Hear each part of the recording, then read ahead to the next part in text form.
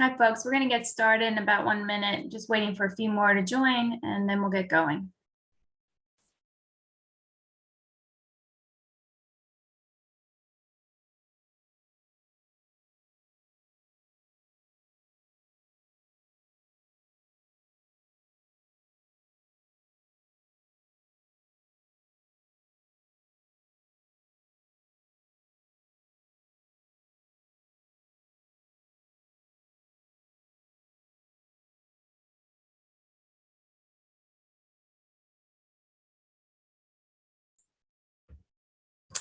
Okay, welcome everyone to the RASCL Coffee Hour. I'm Danielle Swallow, Coastal Hazards Specialist with Delaware Sea Grant, and I'm a member of the steering committee of RASCL. And it's good to see all of you on today. We're really pleased to be featuring the 2022 Sea Level Rise Technical Report. We have a number of speakers who I'll introduce in a moment, but that's going to be the feature for today. And then at the very end of our coffee hour, which should conclude right around 11 a.m. I will talk briefly about a new RASCL offering called the Project Guidance Group, which is an advisory kind of service that we're standing up for our communities. So I hope you'll stick around for that. Just a quick couple of housekeeping measures to go through. If you are having trouble hearing us, of course, you probably can't hear me saying that, please leave and re-enter this session. And if that doesn't work, try clicking the audio settings and then switch to phone audio. For those of you that are on, please stay on mute during the presentation. That helps us reduce the feedback. And feel free to ask questions or flag any technical issues you have in the chat box, which should be at the bottom of your screen. And we definitely encourage you to ask questions of our speakers today.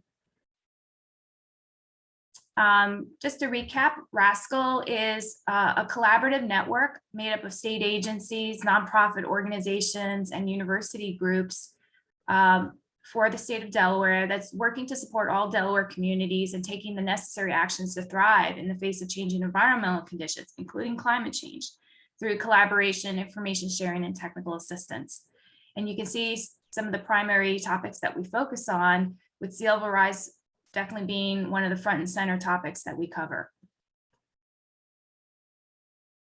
We have a number of great partners that their logos are up there, and I invite you to go to our website, which is www.derascal.org. Janice Savini, our project coordinator, has been updating that. There's copies of all the previous coffee hour presentations on there, access to the Delaware climate projections and portal. Lots of great resources, so please check it out.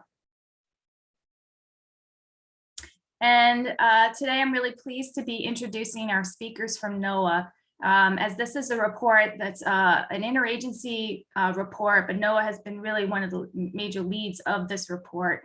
So I'd like to introduce Jamie Carter, the Northeast Regional Geospatial Coordinator at NOAA's Office for Coastal Management.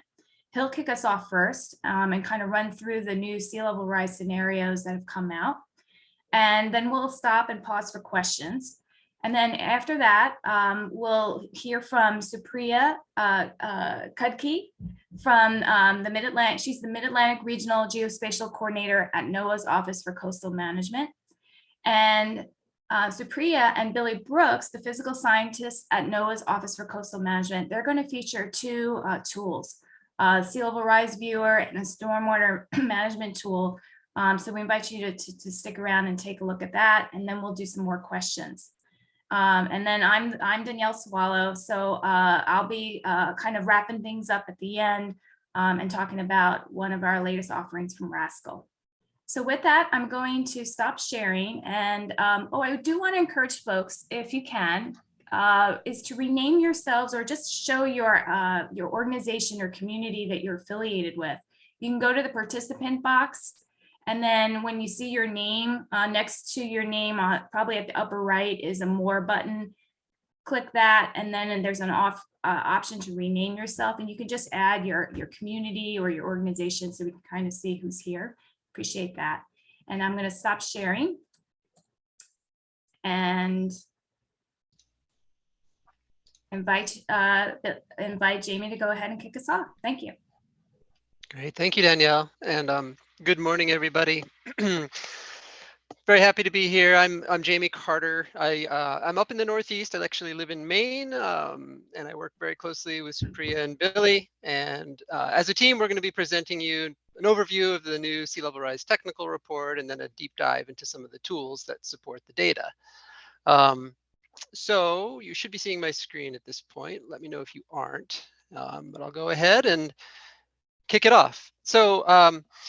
In essence, what we're talking about today is a new report that was just released earlier this year, a few months ago, which we were calling the 2022 Sea Level Rise Technical Report. I may refer to it as the technical report or the 2022 data.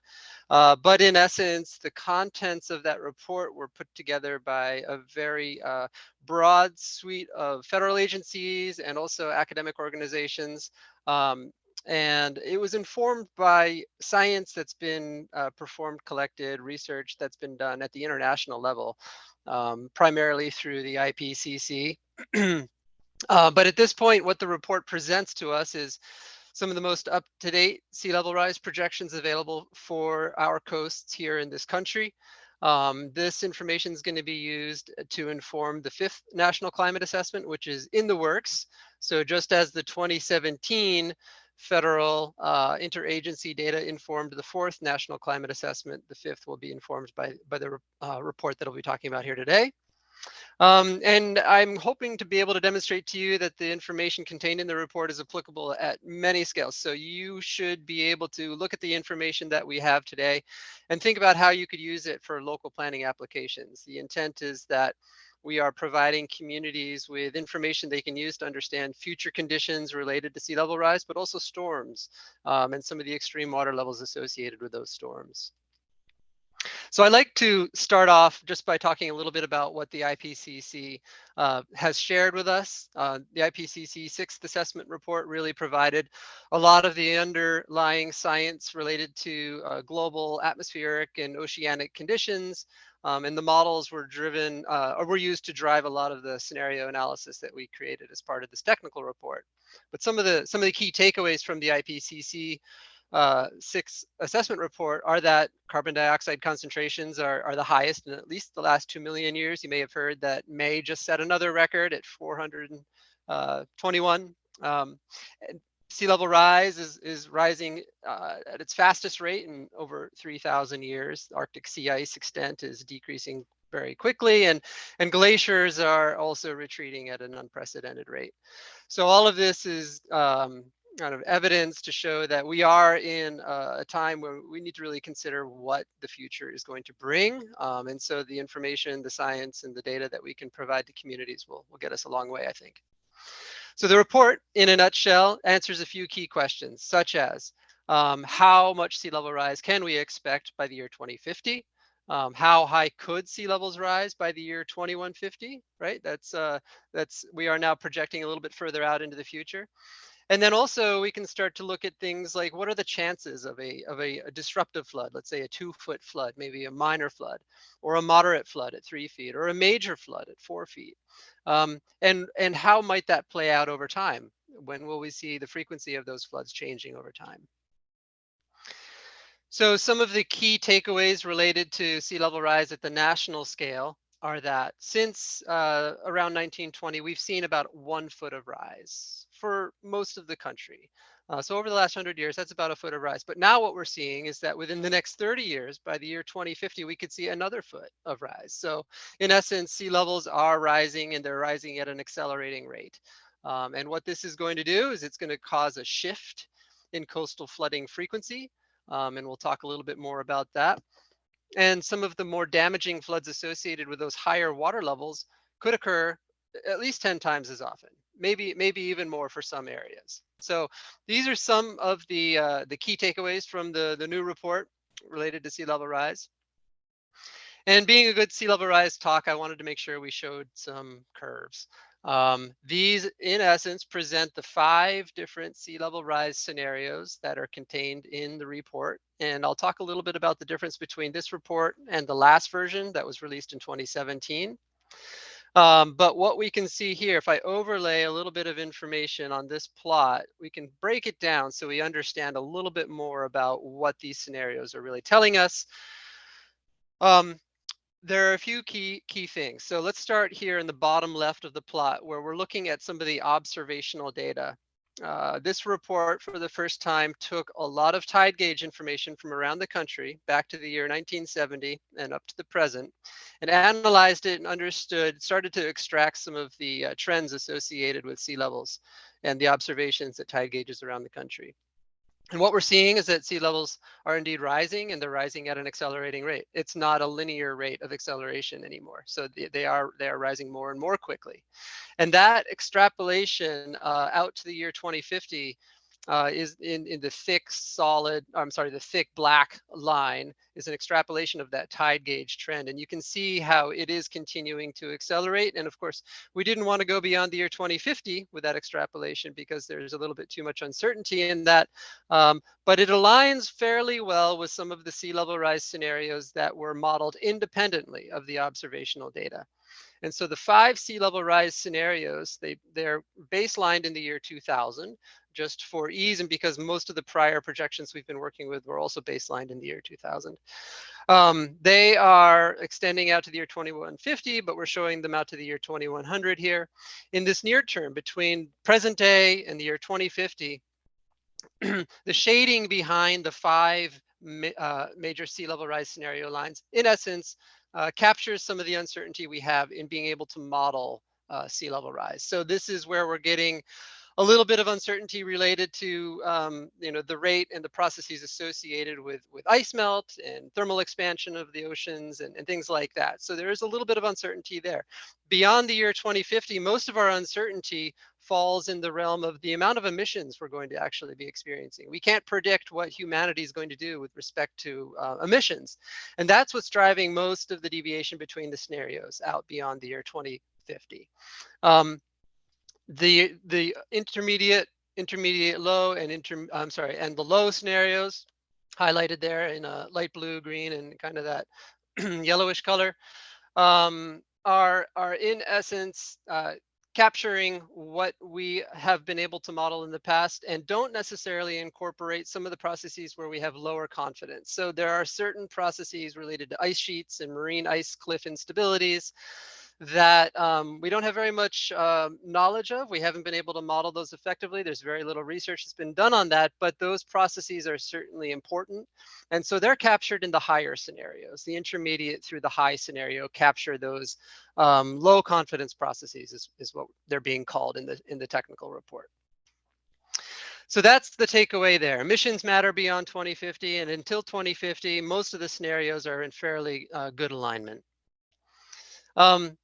I need to talk a little bit about, excuse me, the scenarios themselves, because they are all developed to support a range of plausible futures, but they're all created using slightly different inputs.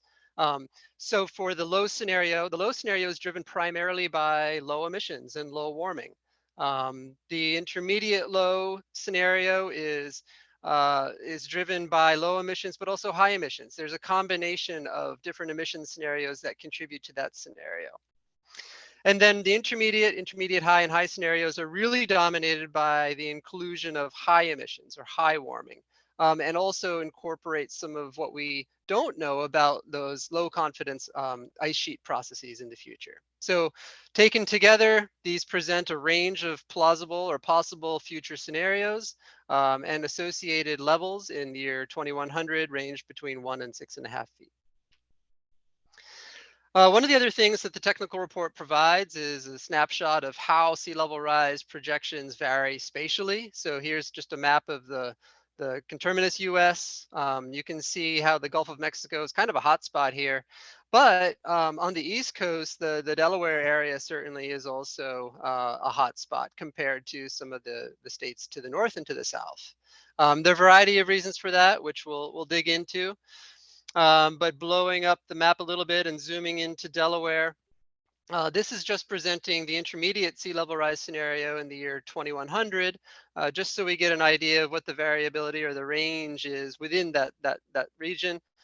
There are 2 tide gauges in Delaware that have been modeled. You're probably familiar with these, Reedy Point and Lewes. And then for the intermediate scenario, again, in the year 2100, we're looking at between 3.9 and 4.1 feet of sea level rise. In the year 2050, we are also looking at over a foot of sea level rise. Now that's compared to a baseline of the year 2000, and here we are in 2020. We've seen about 5 inches of sea level rise since the year 2000. So you can subtract that 5 inches from the 1.3, 1.4 feet, and we get about 1 foot of sea level rise from today by the year 2050. So that's fairly consistent with what we're seeing for the rest of the country. I also like talking a little bit about some of the contributions to global sea level rise, but also regional and local sea level rise. And this is where a lot of the science is continuing to evolve as we learn more about just the physical processes related to rising seas. So at the global level, what the IPCC was able to provide us was just better understanding of some of the thermal expansion related drivers, as well as ice loss from glaciers and ice sheets. And then when we start to look at how the sea level rise at the global level will play out at the regional level, we have to start thinking about other factors like stereodynamics. So that's where ocean circulation is driven by changes in salinity and temperature. There are also other processes related to where the water is actually coming from. So in Delaware, water levels are going to be driven or influenced considerably more by what's happening in Antarctica than in Greenland. And so just that physical distance and the relationship between the geographies is going to make a big difference. And then at the local level, we have vertical land motion playing a role as well.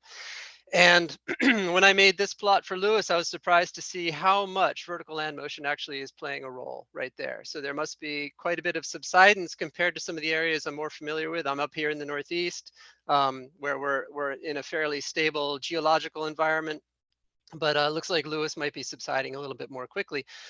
But that plot also shows that over time, we're going to start to see more contributions from Antarctica. Especially after the year 2050 and 2075, it really starts to ramp up for those higher scenarios, which are driven primarily by higher emissions and greater warming. So a lot of different factors are at play here, and depending, again, on our future emissions scenario, one or more of these sea level rise scenarios might become what we experience locally. So I mentioned that one of the innovations in this new technical report is the analysis of historic tide gauges. And when we looked closely at the tide gauges in Delaware and plotted the extrapolations in that dashed black line, and the actual tide gauge observation for that gauge is in the thinner black line, which is a little bit noisier, mostly because of seasonality and other climate factors. The extrapolation for Lewes tends to fall between the intermediate and intermediate high sea level rise scenario. And we're not necessarily saying that's what's happening, that's going to be the future, but it is a good indication that the sea level rise scenarios are aligning fairly well. Reedy Point's a different story, and that's partially explained by the period of record. The tide gauge record there is shorter, it's broken, it's not a continuous record, which explains why there's more, a wider confidence bands there. And there also might be different processes occurring related to vertical land motion that we're not really picking up and modeling in the sea level rise scenarios. So anyhow, these present a little bit of information that local practitioners can consider and think about when selecting a sea level rise scenario or trying to understand what the future might hold, at least out to the year 2050. So because this 2022 report is an update essentially of the 2017 report, I wanted to draw your attention to just a few key changes. I've got a second slide that will illustrate some of these, but the three takeaways are we're still using the same naming conventions, but we have dropped what was called the extreme scenario before. The global scenarios are in essence the same. We're defining the scenarios by the amount of sea level rise we might see in the year 2100. And we're associating different probabilities with those. The probabilities have changed and the timing has changed, but the actual values in the year 2100 are the same. But we are seeing less acceleration until after 2050, where we see greater acceleration. So again, the timing has changed a little bit because we have better understanding of the processes behind sea level rise. And I'm just going to jump to the slide now because I want to draw your attention to the fact that the scenarios in the solid lines, which represent the new 2022 data in the year 2050, are much closer to each other than the previous scenarios. The 2017 scenarios are in the dashed lines, and they were a little more spread out in the year 2050. Now we're getting them aligning a little more closely in the year 2050. We just have more confidence in what's going to happen over the next 30 years. So that's an important feature of the report. So I mentioned that, sea level rise is going to have other impacts. It's not just a gradual increase of sea levels. We're also going to be seeing dramatic increases in flooding. So just a quick walk through time in 2000 for a given area, we may have seen 2 days of flooding. Now we're seeing about twice as much, but by the year 2050, and just 30 years from now, given what we're seeing in sea level rise projections, we could be seeing up to 19 times more high tide flooding. So that's going to be a really important consideration for communities as we start thinking about infrastructure and where we site structures and plan for that future. Another component of the sea level rise technical report is a little bit of exploration related to high tide flooding and what we can do with the data to understand when some of these thresholds, the minor, moderate, and major thresholds, are exceeded. So just as an example, you can see how we're defining how we're defining minor, moderate, and major floods. We have done some statistical work, and this was primarily done by Billy Sweet within NOAA to determine what those flood thresholds are. And one of the important components of the report is the ability to take what we know of flood thresholds at the local level and understand when those might be exceeded and how frequently they'll be exceeded in the future. So here's a quick plot, just an example from my neck of the woods, Portland, Maine, where they did an analysis of extreme water levels. So consider all of those water levels that are higher than the average high tide and might reoccur between 10 times a year, or it could be considered a 100 year event. So 0.01%. I'm sorry, 0.01 percent event. So those frequency intervals have been computed and presented in the technical report. And now we have a pretty good idea of the recurrence intervals related to extreme water levels. So in this plot, we're showing what those extreme water levels were back in the year 1992 with the local flood thresholds that were defined by the community overlaid just for context. Now, what we could do is take a scenario, a sea level rise scenario, and in this case, I'm going to take the intermediate sea level rise scenario and kind of project what those extreme water level elevations would be in the year 2050. And so you can see there's a bit of a bump there, a little bit over a foot, and that's based purely on the sea level rise scenario. And then we can take that information and start to understand how much more frequently, or how much the 10% annual chance might change. So we might be seeing 1 to 2 times we could see this elevation occurring 1 to 2 times in the year 2050 versus the 10% chance today. Moderate floods might occur 18 times more frequently. And then if you're designing infrastructure, maybe stormwater infrastructure or a residential property, you can start to determine what the design flood elevations for those structures might be based on what we know of different flood events and how sea level rise is going to affect those. So implications for local planning, I think at this point we now have a narrower range of scenarios out to the year 2050. We have seen sea levels accelerating over the last 50 years. And we know that emissions are going to really drive what the future holds beyond the year 2050. Now, I wanted to kind of wrap up my portion of the talk today by talking a little bit about how this new sea level rise information compares to what Delaware is currently looking at. The recommendations from your 2017 report were based primarily on Robert Kopp's 2014 data.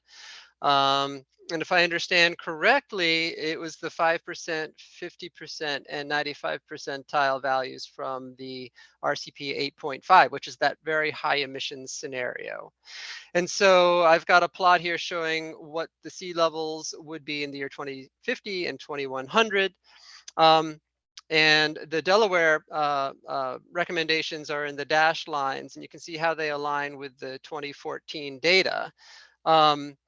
The IPCC AR6 projections are what drove this new sea level rise technical report that we're talking about today. So in the center, you have the IPCC AR6 data, which are very, similar to what, Robert Kopp put together in 2014.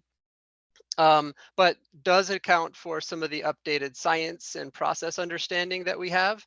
And what we can take away from that comparison is that the AR6 is slightly higher than Bob Kopp's data from 2014. And then comparing that to what I'm calling the suite 2022 data, the 2022 sea level rise technical report data, we have the 5 different scenarios there. And what we can take away from this is that the low scenario that Delaware had defined, which was based on the 5 percentile value from Bob Kopp, has a very high probability of exceedance, given what we know of the physical processes behind sea level rise and that particular emissions scenario. Whereas the high scenario that Delaware has been using is going to require for that to really play out, very high emissions and the low confidence processes that the IPCC AR6 report discusses, and that the new sea level rise technical report incorporates. So we can dig into this further, but I think I would encourage you just to kind of read into the technical report if you're interested in understanding how those probabilities might have changed since the Bob Kopp report in 2014. Okay. One last thing, I want to highlight something that's going to be coming out in the next 2 weeks. We've developed an application guide so that the data and information contained in the technical report can be used in a local planning context. And so this report has really been put together to help us take that data and the knowledge we have related to sea level rise and put it directly into decision making and planning. So this is an exciting report. We had a lot of input from Sea Grant and academia. The Jacques Cousteau Reserve was a representative, and then of course NOAA contributed as well. Some of the information you'll get there is some basic terminology, more exploration of what those scenarios are, what they mean, sources of uncertainty. We explore the observations versus projections, and we talk a lot about the extreme water levels and flood frequencies. And then we go into 3 different types of planning exercises that people can consider. Risk tolerance being one of those, which, it's a very, very popular, very common, I believe, is what Delaware uses for trying to determine, future planning related to sea level rise, but also scenario planning and adaptation pathways are also good planning practices that we highlight. And then to wrap it up, if you're interested in learning more about this technical report, it's available online. We'll have a link for you in just a second where you can go. You can get FAQs. There's a podcast. The data, the tools are all there. The data are available in a variety of formats and through a variety of tools, and also downloadable files. So a lot there that you can work with. But again, we're here to help you explore it. And so that's what Supriya and Billy are going to do next. And I think I'll just wrap it up with that. Although I know, Danielle, you wanted to pause for questions if we had any. I don't know if we have any. Yeah, Jamie, we have a question. I'm not sure how easy it'll be for you to answer this one, but a question is, how much impact does excess pumping out of groundwater have on subsidence? So maybe you can talk generally to that topic, and then maybe if you have a thought on this region, or I can try to comment on that as well.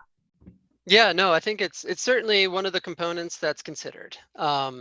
So we're seeing, extraction of petrochemicals in the Gulf of Mexico. We're seeing extraction of groundwater in other regions. I don't know specifically about Delaware, but I imagine that it could be happening there as well. But it does significantly add to the signal that we're detecting at locations throughout the country. So that's picked up through the kind of the vertical land motion component of the local sea level rise projections. and it's modeled that way. There are a few different data sources that we rely on to help model that, and it's definitely something that we're tracking. One of the other neat case studies in the technical report is an exploration of a new remote sensing technology. I shouldn't say new remote sensing technology, but a remote sensing technology that we could use a little bit more frequently now to understand how our local land is subsiding. And so we know extraction does drive that process, and so it'll be important to track that and understand how that plays a role.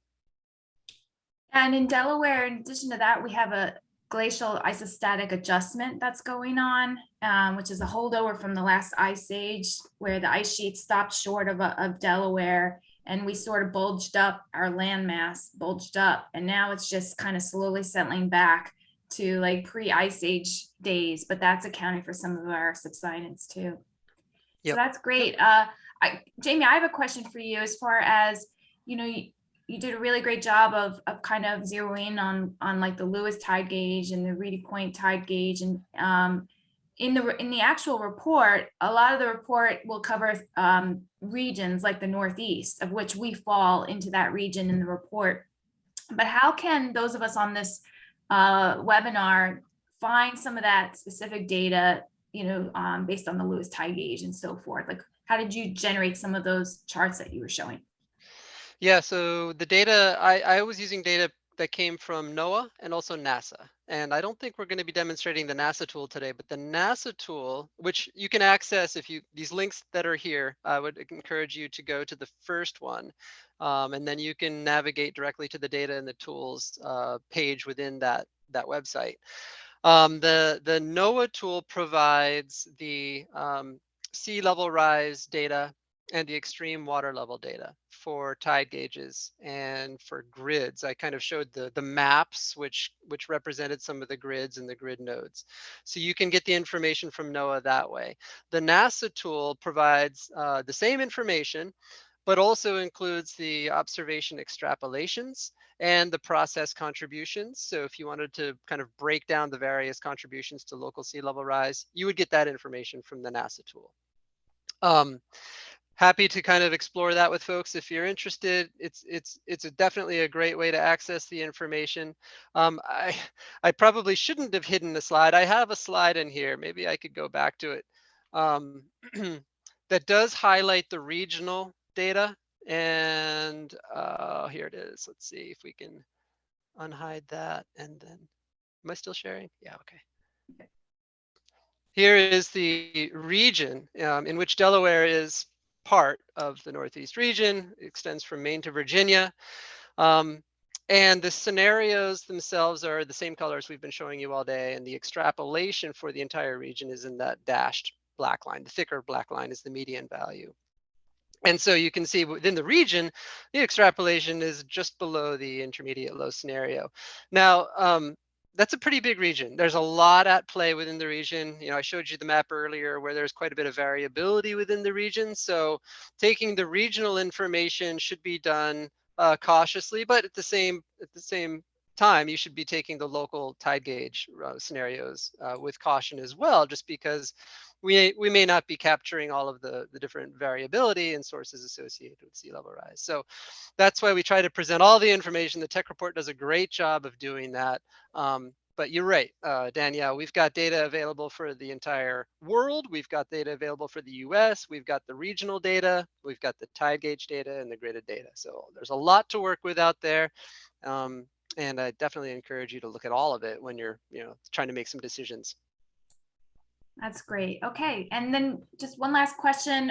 Again, this might be a little hard for you to answer, and if you can, I'll try to take a stab at it. How often does Delaware update projected stormwater data for sizing infrastructure?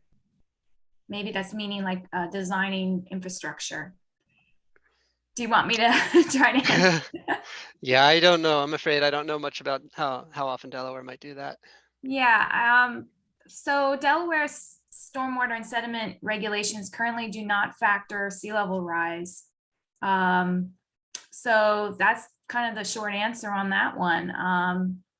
As far as, how climate change may influence stormwater, it's currently not, factored. That's that's the best answer I would have. If anyone else wants to add something into the chat, feel free to on that topic. Okay, why don't we go ahead and stop sharing, Jamie, and I'll turn this over to Supriya Khadke. Appreciate Supriya being on here. She's going to demo one of the tools, and then Billy will join and demo the second tool, and then we'll go back to questions. Thanks.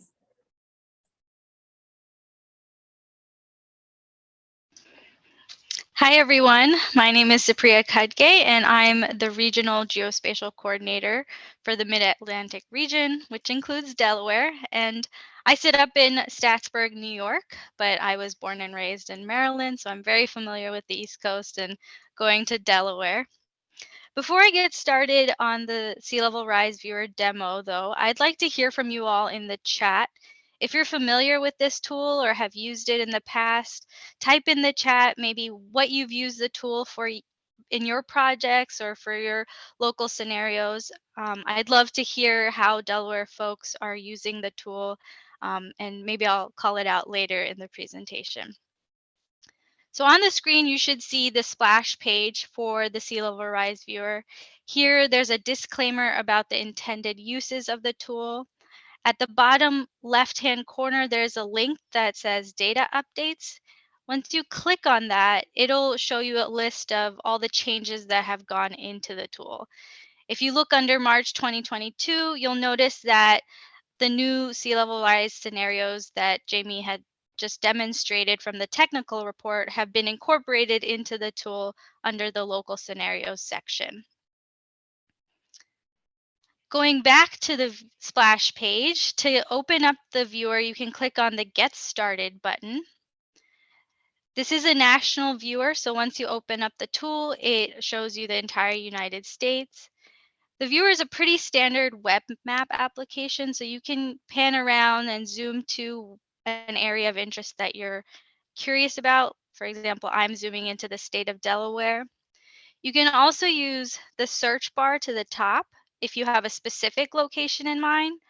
For the presentation today, I'm going to look at Bowers Beach in Delaware. So once I search for that and click on it, it'll take me straight there. On the left-hand side, you'll see this scroll bar that shows you different feet of sea level rise. You can slide this to show different feet of sea level rise on the map. You can go up and down and you'll notice how the map is changing. And this is measured against the current mean high water. Also in the map application to the top right are some tools that can help you out as you're configuring your map app. You can change the base map if you click on this first icon to the top right. By default, satellite imagery is shown as a base map, but you can change it to be a street focus map or a dark mode to really make the inundation layers pop. There's also this opacity slide bar, which is shown in the semicircle icon. You can slide to the right to make the layers opaque, or you can slide to the left to make the layers semi-transparent. This is really useful if you need to be able to see what's underneath some of those layers and you want to see them a little, increase the opacity or increase the transparency to see that. Next of the icons is the legend. This helps you understand the symbology of the layers in the map. So the variations in blue right now show the water depth according to the sea level rise that I've chosen. And then the lime green areas are low-lying areas. Those aren't connected to bodies of water, but they have a high potential of flooding. Next in the icons is a cloud with an arrow. This takes you to a download link. So if you want to take some of the data that you see in the viewer, you can download that here. I also want to point out this Go to Map Services link at the top. You can click on that to see some of the web map services that are available if you need to integrate that into your own GIS systems to compare the sea level rise layers to your own data that you might have in-house.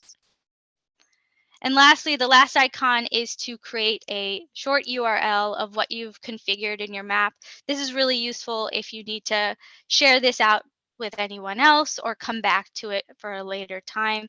The nice thing about this is the URL has everything that you've configured built into the URL. So when you open it up again, you come back to the same exact spot.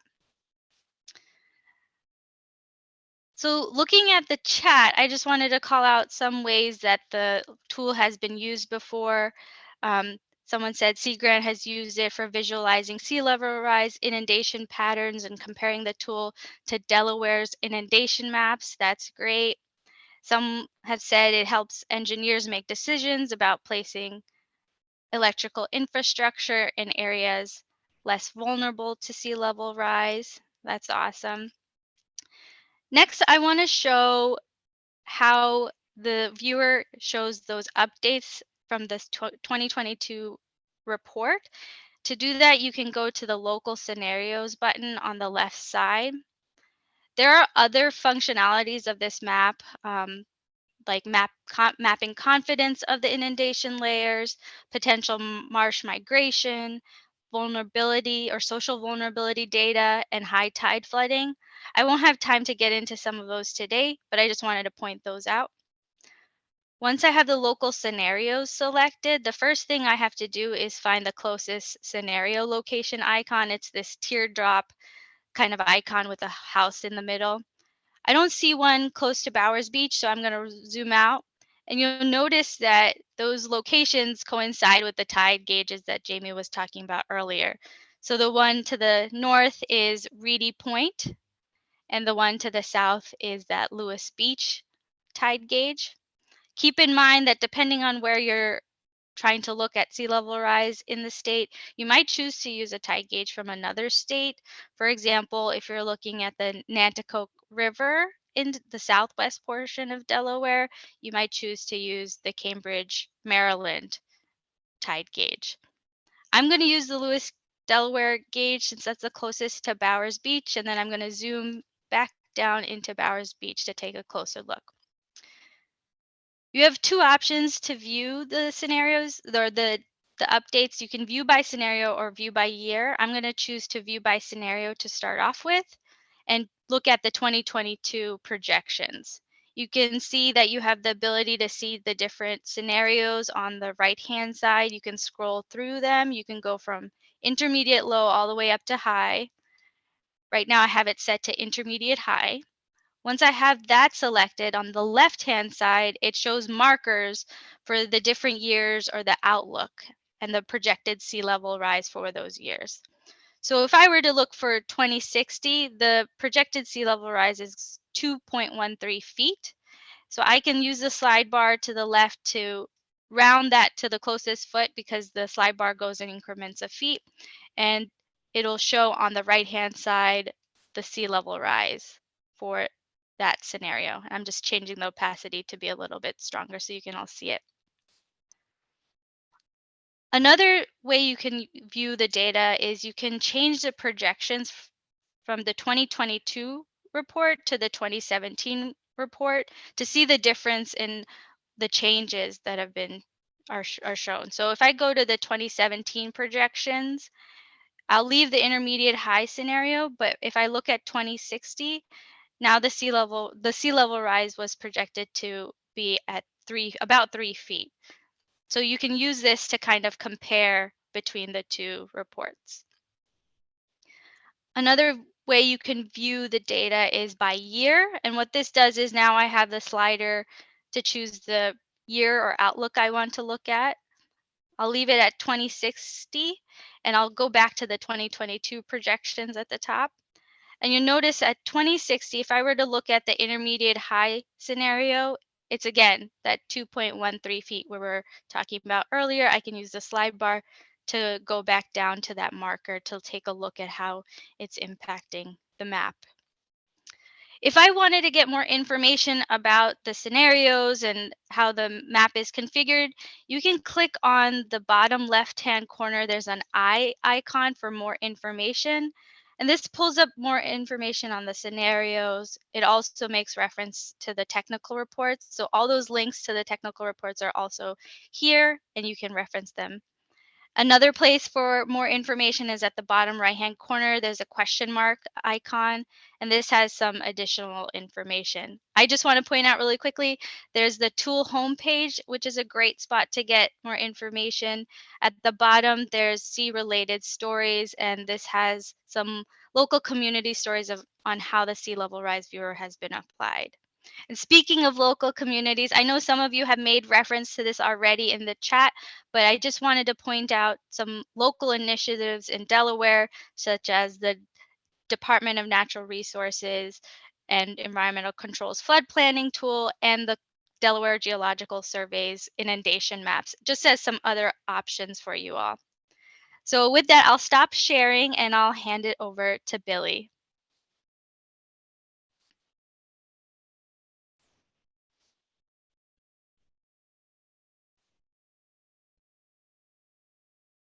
All right, thanks, Supriya. Let's see.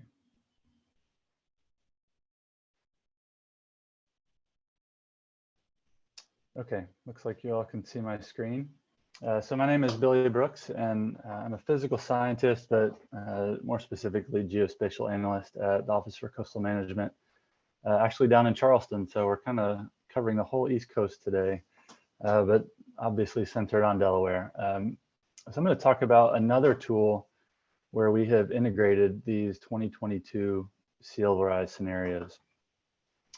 And it is called, we call it the Adapting Stormwater Management for Coastal Floods. I said a tool, but it's more of a resource because while there are tools in this product, it's more of a process that we're hoping really helps the stormwater management community consider total water level and how total water level will potentially impact stormwater infrastructure. So there are 4 main sections of this tool. They understand, assess, analyze, and take action. I'm going to focus in on the assess section, but I do want to point out the understand section.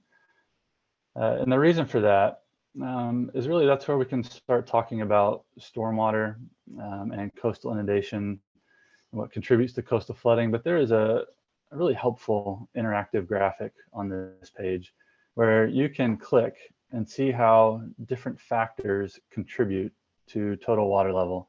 In this case, regional oceanographic effects, high tides with rainfall, wind waves, and then storm surge.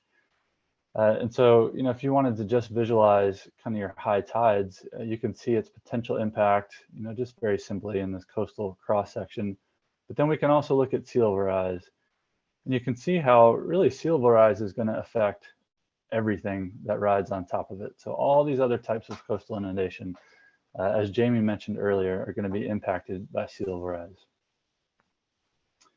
All right, so I'm going to go to the assess section. If my internet will keep up. All right, I'm going to turn off my video just to maybe help this speed up a little bit.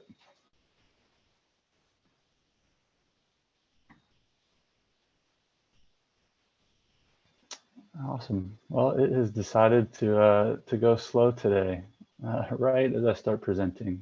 Sorry about that. Let me see if I can get there a little bit quicker.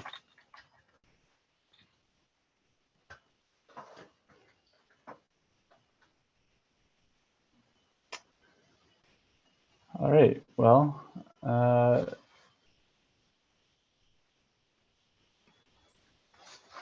Billy, would you like me to try to show my screen and show the tool? Yeah, that would be great. I apologize for that. Oh, it's okay. You'll just have to kind of walk me through like where to click. Yep. If you would go ahead and sharing. Yeah, stop sharing. Thank you.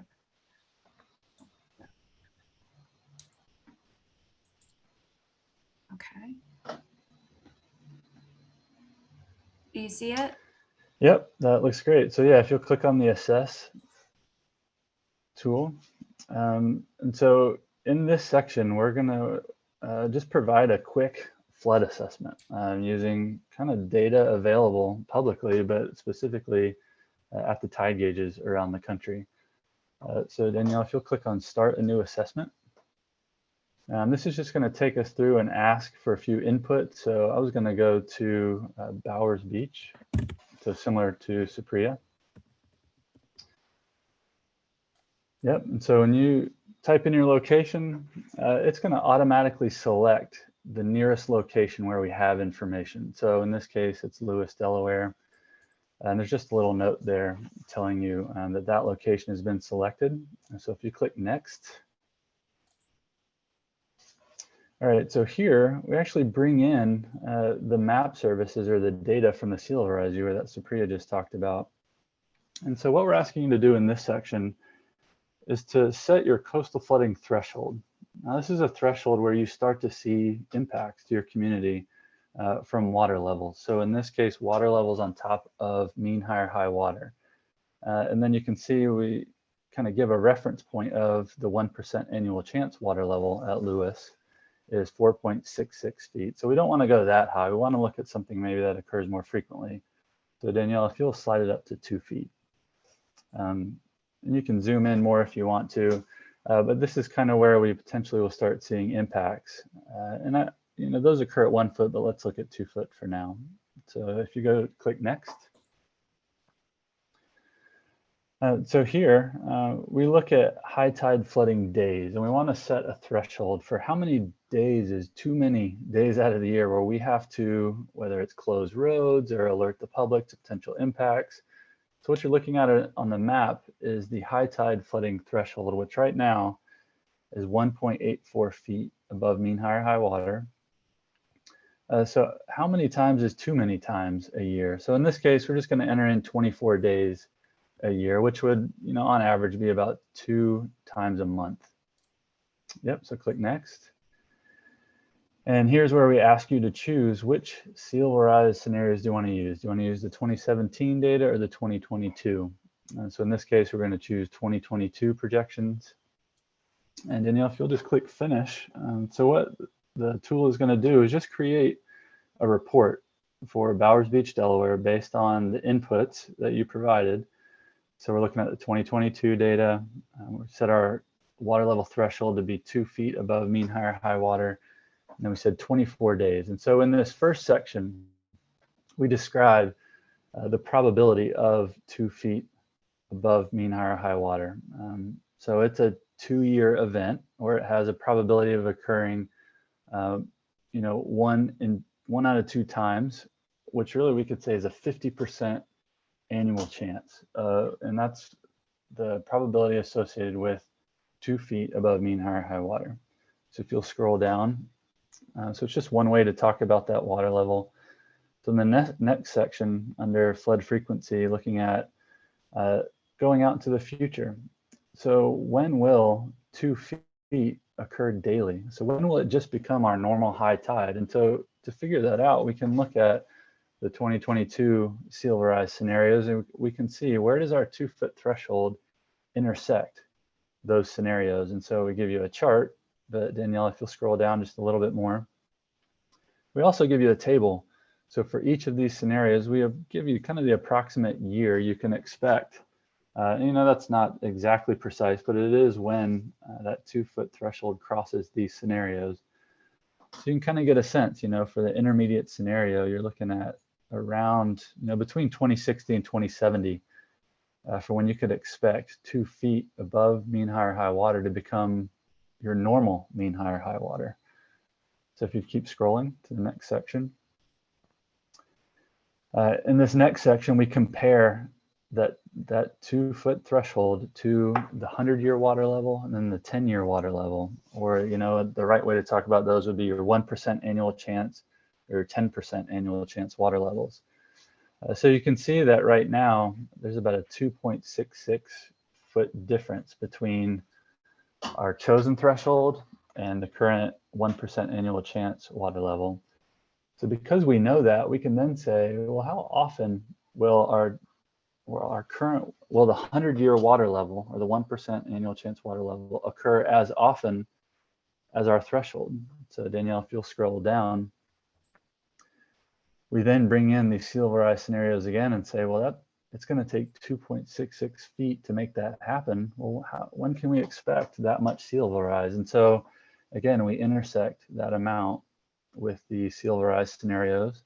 And if you scroll down a little bit more, we give you the same information about when you might be able to expect that in the different years. So if you scroll down a little bit more, in this section, we look at your days threshold. So we entered 24 days per year. So we can ask the question, well, when will 24 days a year, when is that going to occur every year?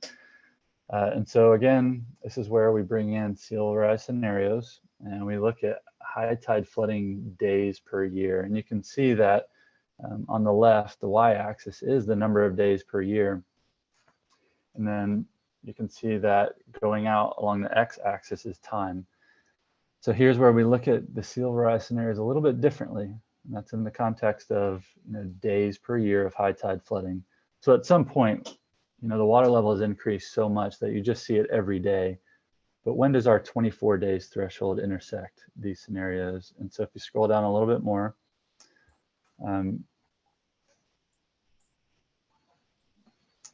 yep, we kind of give, but the chart, but then also the table when you might be able to expect that. So really, you can expect that fairly soon. So under the intermediate scenario, it's saying 2024. So really, I'd say between 2025 and 2030, we might expect 24 days of high tide flooding per year. And so then we give some references of where we got the data. You can also print the assessment, and then you can also look at our methods PDF. And then we encourage you to go onto the analyze section, where some of the inputs you set here will be used to help you set a coastal total water level, and then compare that information to elevations for your stormwater infrastructure. So I know we are very short on time. So thank you, Danielle, for doing that. And again, sorry that it wasn't working out on my end. Oh, that's no problem, Billy. That was great. That looks like the kind of tool that you just want to dive into and really explore and take some time with. So I really encourage everyone to do that. Just a very quick question for Billy. Would you use this tool to really investigate stormwater at a parcel level, or is it better for a community scale, or both? Yeah, that's a really good question. So we provide a quick methodology in the analyze section to look at, like a very particular, very specific stormwater outfall and actions you might take, whether it's putting on a tidal flap on that outfall, looking at the nearest kind of adjacent elevations where flooding might occur. But then we also present case studies and a more detailed methodology that just to educate you on how you might talk to a stormwater engineer. Sorry about my dog is barking. And how you might hire a consultant to help you work through that process more on a watershed basis. Yep, so you're right, there's a lot to dig into. And then we kind of guide you through maybe acquiring funding to go through that process. So we really try to provide all the information you would need to look at your stormwater infrastructure.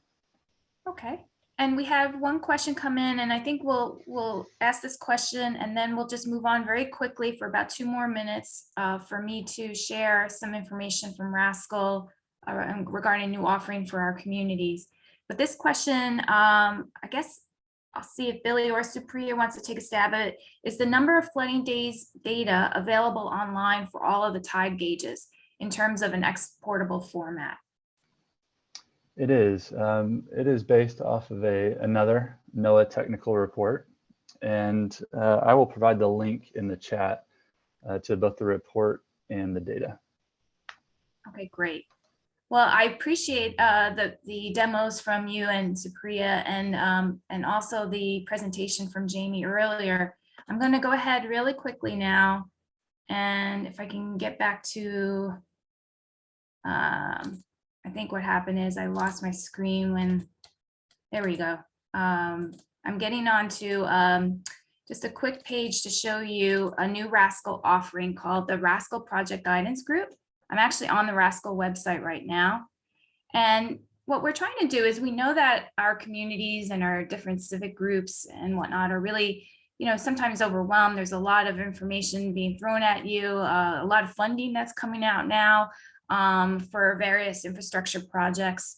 And sometimes it can be easy to get stuck in the process along the way from planning to implementation, or to even be stuck on how to start, how to identify different adaptation and mitigation strategies. So we've put together a project guidance group, which will be an opportunity. If you're interested, you could fill out a very simple form. There's a sign up here on the RASCL website for a slot. And based on your question or your dilemma, we would pull together a number of experts from the RASCL network to meet with you virtually and just to provide some informal advice. This is not representing any regulatory advice, anything that would stand up, as an endorsement by a state agency, but it's just sort of some guidance. So if you have a question about a need to clarify an issue you're working with, or you have a question related to design or permitting or best practices or where to find funding, pose that in the sign up sheet and then sign up and we'll be happy to meet with you. And these are the types of groups that we're opening this opportunity up to. We're not really looking at a homeowner level, an individual citizen level. This is more community scale kinds of projects or homeowner association scale kind of projects, something that's organizational scale. That's what we're kind of aiming to offer this to. So please take advantage of that. And with that, I would like to thank again our speakers today from NOAA, and thank all of you for joining us for this RASCL coffee hour. And please stay tuned for future announcements from RASCL on future coffee hours. And have a great day, everyone.